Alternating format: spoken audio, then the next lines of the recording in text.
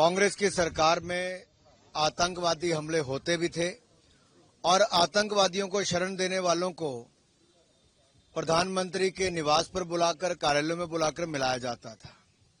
ये तस्वीरें किसी से छिपी नहीं है। कमजोर सरकार 10 साल तक जब केंद्र में रही तो एक के बाद दूसरे आतंकवादी हमले भारत पे बढ़ते गए।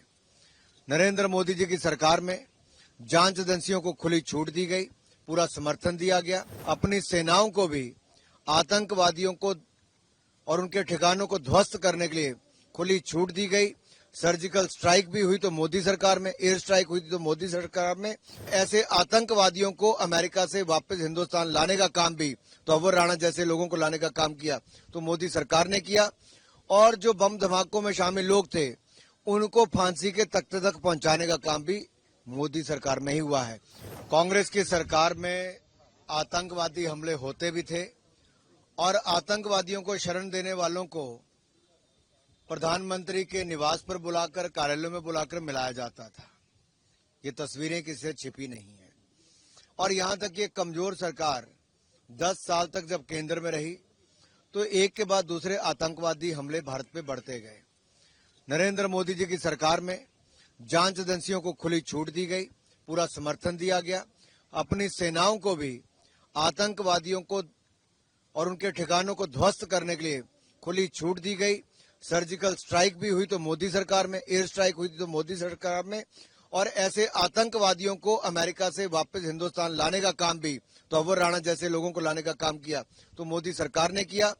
और जो बम धमाकों में शामिल लोग थे उनको फांसी के तख्ते तक पहुंचाने का काम भी मोदी सरकार में ही हुआ है। भारत पहले से ज्यादा सुरक्षित अपने आप को महसूस करता है और अंतर्राष्ट्रीय स्तर पे आतंकवाद के खिलाफ मोदी जी ने लगातार आवाज उठाई है, विदेश नीति में बदलाव लाए हैं, विदेशी सरकारों के साथ अलग अलग तरह पर, अलग अलग स्टेज पे जहां पे एग्रीमेंट्स किए गए और प्रयास किए गए, तभी जाकर ऐसे घिनौने लोग जिन्होंने आतंकवाद को बढ़ावा दिया उनको आज भारत पर प्रत्यर्पण किया है और उनको अब सजा भी देने का काम किया जाएगा। कांग्रेस को कोई जवाब नहीं साहब। कांग्रेस वो है जो धारा 370-35A का विरोध करती थी, ट्रिपल तलाक का विरोध करती थी, सीएए पर भय और भ्रम फैलाती थी और अब वही वक्फ बोर्ड पर भय और भ्रम फैला रही है। कांग्रेस का काम केवल भय और भ्रम फैलाना है और वोट पाने के लिए तुष्टीकरण की राजनीति करना है।